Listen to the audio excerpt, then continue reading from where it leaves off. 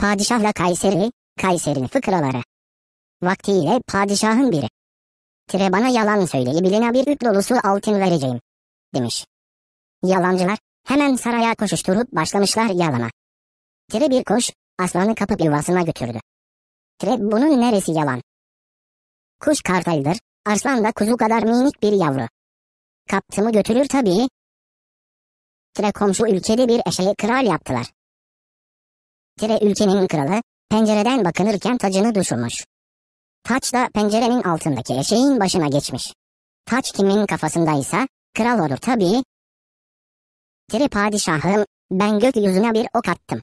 6 ay sonra geri döndü. Senin ok bir ağacın üstüne düşmüştür. Ağaç sonbaharda yapraklarını dökünce takılacak yer bulamayıp yere inmiştir.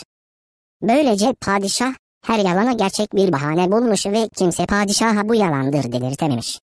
Bir gün bir Kayserili çıka gelmiş.